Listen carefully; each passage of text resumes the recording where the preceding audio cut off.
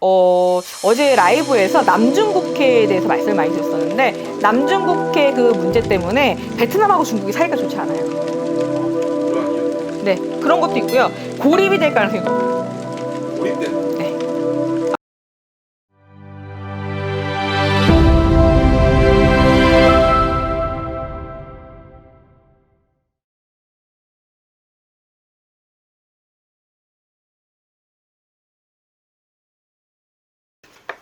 반갑습니다, 선생님.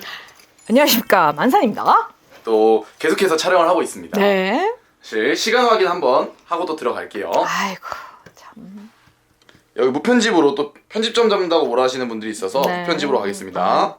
라이브를 계속 할 거라서 이제 뭐 이제 시간 인증 할 필요 없을 것 같은데 이제 뭐 네. 계속 할 건데. 뭐. 아이고. 그래도 또 네네. 좀 인정. 예민하신 분들 때문에 네. 합니다. 네. 사실 선생님이 라이브 얘기를 해주셨어요. 네. 이건 또 시청자 질문에 의해서 한번 컨텐츠가 제작이 돼봤어요. 네네네. 선생님이 지난 라이브에서 어떤 시청자분께서 중국이랑 네. 베트남 자기가 좀 사업에 대해서 지금 고민하고 있다. 혹시 선생님 기억나시나요? 글쎄, 하여튼 네, 네, 말씀해 그래서 주세요. 선생님 네. 해주셨던 말씀이 네. 이제 베트남 경제가 25년에 굉장히 좋을 것 같다. 네. 그리고 베트남 경제랑 마찬가지로 한국 경제도 굉장히 좋아질 거다. 네네. 어부지리로. 네. 그래서 말씀해 주셨던 게 좀 세계 뭐 경제 네. 어디가 좀 어느 나라가 호황이고 어디 나라가 안 좋아질 거다. 아, 예. 왜냐하면 중국에 있던 공장이 베트남으로 많이 옮겨가요. 왜냐면 중국에서 저가 공정으로 많이 제품을 찍어냈었죠. 근데 품질에 이상이 많이 생겼었고요. 네. 그러니까 베트남 국민이 약간 우리나라 사람들하고 약간 국민성이 약간 비슷해요. 그러니까 좀 근면성실한 면도 있고요. 약간의 그 손재주라든가 조금 디테일한 면이 좀 닮았어요. 그리고 입맛도 좀 비슷하죠. 매운 거 좋아하고 네. 뭐 이런 거. 그래서 약간 화끈한 면이 좀 있죠. 그래서 약간 일 같은 거라든가 근면성실한 면 그리고 그런 부분이 조금 닮았기 때문에 그 생산 공정이라든가 과정이 조금 약간 뭐라고 해야 되나 좀 복잡한 공정 같은 경우는 베트남 공정을 많이 옮기고 있고요. 그리고 생산 뭐 그 불량률이라고 하죠. 그런 게 조금 많이 떨어져요. 그러니까는 불량률이 거의 없어요. 그래서 베트남 공장을 많이 옮겨가고 있고요. 그래서 베트남 투자가 많이 들어가고 있어요, 현재. 그리고 중국하고 지금 제가 어제 라이브에서 남중국해에 대해서 말씀을 많이 드렸었는데 맞아요. 남중국해 그 문제 때문에 베트남하고 중국이 사이가 좋지 않아요. 네, 왜냐면 해협 때문에도 그렇고요. 네. 그 국가 간에 이제 그러니까 이게 그래요. 무역 때문에도 그런 게 있거든요. 왜냐면은 지금 베트남은 중국을 넘어서고 싶어 해요. 그러니까는 세계의 공장이 중국이었다가 지금 베트남으로 옮겨가고 있거든요. 그리고 베트남은 되게 넓어요. 네. 그리고 또 인구도 또 어느 정도 되고요. 그렇죠. 그래서 똑같이 공산국가였죠. 네. 그런 면도 있고요. 어찌됐건 민족성이라든가 이런 걸로 봤을 때 베트남이 근면 성실한 부분에서 뭐 한국처럼 옛날에 그 7, 80년대 성공했던 그런 롤모델처럼 성공할 가능성이 굉장히 높아요. 그래서 선생님이 좀 베트남 시장을 지금 개척하면 도움이 될 것 같다. 아마 베트남 부자 굉장히 많이 나올 걸로 예상이 돼요. 그럼 사실은 또 이어서 네. 선생님이 비교 대상으로 삼았던 중국 시장. 네. 사실 지금 굉장히 핫해요. 네. 중국 시장 주가 자체도 굉장히 많이. 주가는 핫하지만 그게 오래 가진 못할 거라는 얘기죠. 네, 거품이 굉장히 많고요. 네. 일단 위안화 가지고만 조작이 될 수 있고 또 전체적인 그 세계 반영이 될 수는 없다는 거죠. 자본 자체가. 그러한 이유 때문에. 네, 그런 것도 있고요. 고립이 될 가능성이 높아요. 고립된다. 네. 아마 트럼프가 중국 고립 정책을 많이 쓸 예정이에요. 네. 왜냐하면 베트남도 지금 중국과 사이가 안 좋고요. 네. 그 근처에 있는 베트남부터 시작해서 브루나이도 그렇고 그 근처에 말레이시아, 인도네시아 같은 경우도 중국하고 사이가 좋지 않아요. 네. 그래서 그 국가들, 동남아시아 있는 국가들을 이용해서 뭐 조금 자극하는 정책을 펼 수도 있고요. 그리고 지금 베트남하고도 뜰 수 있는 나라가 인도네시아예요.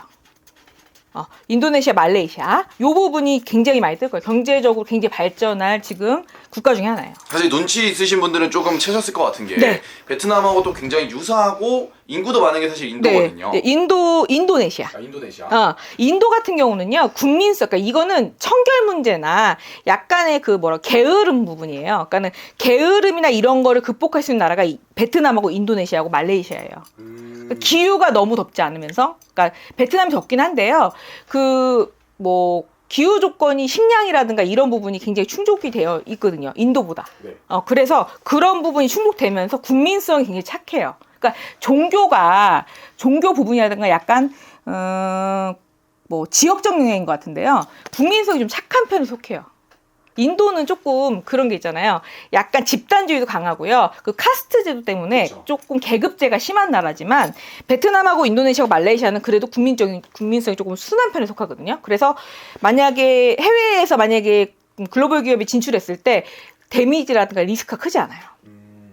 그러면 선생님이 이어서 다시 또 예언해 주셨던 미국 또 한번 다시 말씀해 주시면 좋을 것 같아요. 그래서 미국에서 만약에 뭐 미국도 마찬가지고 지금 뭐 전 세계에 있는 공장이 지금 중국으로 갔다가 기술 유출이 컸었거든요. 근데 그런 거 부분에서도 안전하다고 보는 거예요. 베트남하고 말레이시아하고 인도네시아 같은 경우는 기술 유출 위험이 크지 않고요. 그리고 거의 국영화 시키거든요. 중국 같은 경우는 공장을 다 지워버리면 국영화 시켜버려요. 그래서 나머지 아웃 시켜버리니까 손해가 막심해요. 그래서 거의 다 뺏겨서 나오는 형국으로 가거든요. 그래서 좀 법이 굉장히 엄하다고도 할 수 있고 굉장히 억울한 경우가 많아요. 그렇지만 토로할 데가 없다는 거죠. 그래서 거의 전 재산 뺏기고 나오는 경우가 많거든요. 그 실패를 했는데 계속 당할 수만은 없는 거잖아요. 그렇죠. 그래서 사업 요건이 베트남이나 인도네시아나 말레이시아는 굉장히 좋다는 거. 그래서 아마 이쪽이 굉장히 부자가 많이 나올 걸로 보여요. 25년도부터. 네, 거의 많은 부자들이 많이 나올 거예요. 발달이 많이 될 것 같아요. 그러면 사실 또 강대국으로 꼽히는 선생님이 또 중국이 좀 안 좋을 거라고 말씀해 주셨잖아요. 네네네. 그러면 뭐 독일, 유럽 쪽은 어떻게 될까요, 선생님? 그러니까 유럽이 지금 침체가 될 수밖에 없는 이유가 처음에 중국에서 그러니까 거의 뭐 제조업을 거의 그러니까 쥐고 흔들 정도로 모든 제품을 생산하기 시작하면서 원래 장인의 나라예요, 유럽은. 그러니까 가내수공업이라고 그래서 건물 같은 경우도 굉장히 오래되고 굉장히 뭔가 역사적인 곳이 많은 곳이 유럽이었는데요. 그 유럽이 이제 명품이 유명하잖아요. 특히 이태리. 이태리 명품, 이태리 장인이 한 땀 한 땀 한 그 명품을 많이 만들었던 건데 섬유 시장부터 시작해서 중국이 그거를 장악하기 시작해요. 그래서 중국 자본이 들어오면서 섬유 제품의 질이 떨어지기 시작하고 그리고 장인 정신으로 만들었던 거를 대량 생산하기 시작하고요. 그리고 저가화하기 시작하죠. 그러니까는 이윤을 많이 남기려면은 어떻게 되겠어요? 그죠? 원가를 아끼고, 그죠? 원가 절감이 들어가면서 저가 제품이 돼버리고요. 저기 제품의 질이 떨어지기 시작하죠. 그러면서 명품도 그죠? 나락으로 가기 시작하는 거죠. 그러면서 자동차 부분도 그렇고요. 그러니까 유럽 시장을 중국 자본이 너무 많이 넘어오면서 중국 기업이 장악을 하기 시작해요. 자본적으로. 그래서 많이 넘어갔죠. 많이 넘어간 부분도 있고요. 자본적으로 잠식을 당하면서 유럽 시장에 거의 뭐 침몰을 하게 되는 거죠. 독일 시장 같은 경우도 약간의 그 표준 규격화가 조금 주장을 심하게 하는 국가였는데 그 부분을 무시를 하게 돼요. 그러니까 자본의 잠식이 되다 보니까 독일도 그게 무너지게 되는 거죠. 아, 같은 이유겠네요. 그렇죠. 중국 자본의 잠식이 돼서 지금 부작용을 얻고 있는 나라가 유럽이에요. 근데 사실은 유럽은 또 자국 내 화폐를 또 쓰잖아요. 그렇죠. 제가 그 얘기를 잠깐 하다 말았는데요. 유로화로 통일을 하면서 어떤 나라는 수혜를 받겠지만 어떤 나라는 그죠. 영국의 파운드가 지금 완전히 바닥을 치면서 망했죠. 이유가 그 유로화 때문이에요. 그래서 유로를 탈퇴할 수밖에 없었을 거고요. 그리고 약간의 중국 그 자본을 어떻게든 이렇게 받아들여서 그 자본에 대해서 옛날에 아편 전쟁 때 영국에서 그죠? 전쟁 이렇게 그쵸. 했었죠. 그런 부분이 있는데 중국을 지배하려는 그런 세력이 있었는데 중국을 어떻게 해서든 이렇게 자기 발밑에 두려는 그런 전략을 그때도 쓰려고 했던 것 맞아요. 같아요. 근데 오히려 중국한테 잠식당한 거죠. 그래서 영국도 그 자본 잠식에 의해서 망했다고 보면 돼요. 그러니까 중국 사람들이 이제 경제적 성장을 너무 급하게 하다 보니까 돈이 많아졌죠. 네. 그래서 부자가 많이 탄생하다 보니까 전 세계 부동산 쇼핑을 많이 하게 됐어요. 그래서 부동산을 쇼핑을 많이 하고 주도 부동산을 비정상적으로 상승시켰다가 하락시키는, 그러니까 자본을 넣었다가 그냥 급하게 빼버리는 거죠. 그러면은 경제가 상승했다가 갑자기 확 가라앉을 수 있거든요. 그러면은 망하는 사람들이 많이 나오겠죠. 맞아요. 그러면 어떻게 되겠어요? 그지가 많이 나오는 거죠. 그렇게 하면 사실 자본은 자연스럽게 빠져나오겠네요. 그렇죠. 그러니까 그러면서 또 이런 것도 있는 거죠. 가격을 후린다고 그러잖아요. 그러니까 처음에는 가격을 저가로 공급을 하다가 가격을 다 후려놓고 빠져버리는 거죠. 그런 다음에 가격 확 올려버리는 거죠. 그러면은 자국에 있던 기업을 다 망하게 만들어버린 다음에 가격을 독식해버리죠. 그러면 자국민이 다 죽어버릴 수밖에 없는 거죠. 지금 유럽이 그렇게 된 거예요. 마지막으로 이건 개인적인 궁금증인데요. 네네네. 사실 그러한 비슷한 이유로 네. 선생님이 또 한국이 관광 시장을 또 열면 또 괜찮게 열릴 수도 네네네네. 있다라고 말씀해 주셨잖아요. 네네. 네. 유럽이 좀 그런 식으로 탈바꿈할 가능성은 없나요? 그러니까 유럽이 약간 고리타분하다고 말씀드렸잖아요. 그러니까 유럽이 지금 가상화폐 인정을 잘 안 하거든요. 맞아요. 그러니까 약간 여기는 보수주의가 좀 강해요. 그래서 뭐 문물을 다 받아들이고 모든 걸 받아들일 것 같지만 그렇지가 않아요. 전통을 굉장히 중요시 여기면서도 돈에 약간 흔들렸다고 보는 거죠.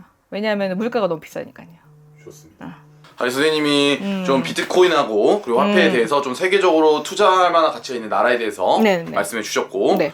좀 지혜로운 선택을 하시는 데 도움이 되었으면 좋을 것 네네네네. 같습니다. 오늘도 영감하고 좋은 정보 감사합니다. 감사합니다.